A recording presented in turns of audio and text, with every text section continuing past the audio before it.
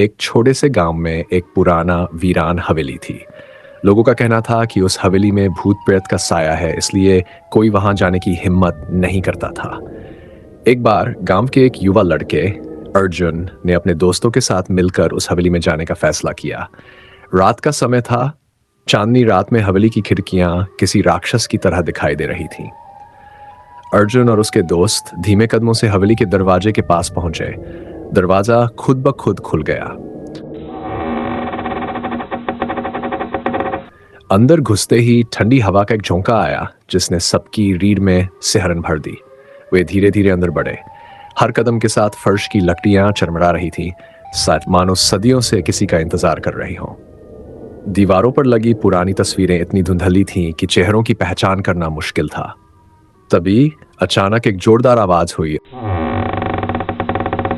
और एक पुराना दरवाजा अपने आप खुल गया। अर्जुन ने सबसे पहले हिम्मत करके उस कमरे में कदम रखा।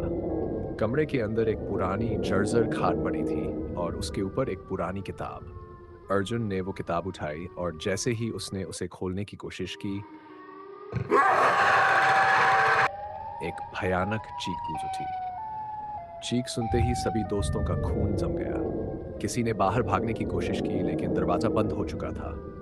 तभी कमरे के कोने से एक साया प्रकट हुआ। वो साया धीरे धीरे अर्जुन की ओर बढ़ने लगा। अर्जुन ने साहस जुटाकर पूछा, तुम कौन हो? साया बोला, मैं इस हवेली का रखवाला हूं। जिसने भी मेरी शांति भंग की, वो वापस नहीं गया। साया ने अचानक अर्जुन पर झपट्टा मारा। अर्जुन ने अपने सारे बल से उस साये से बचने की कोशिश की, लेकिन उसके हाथ कुछ नहीं आया। दोस्तों ने किसी तरह से खिड़की तोड़कर भागने का प्रयास किया। एक एक करके सभी दोस्त खिड़की से कूदकर बाहर निकले और भागते भागते गांव की ओर चल पड़े, लेकिन अर्जुन का कोई पता नहीं चला। अर्जुन के दोस्तों ने गांव के बुजुर्गों को सारी बात बताई। तब बुजुर्गों ने बताया कि जो भी उस हवेली में गया कभी वापस नहीं आया, और तब से हर साल उस हवेली से अर्जुन की मदद की चीखें सुनाई देती हैं, जो किसी की भी हिम्मत उस हवेली के करीब जाने की खत्म कर देती है।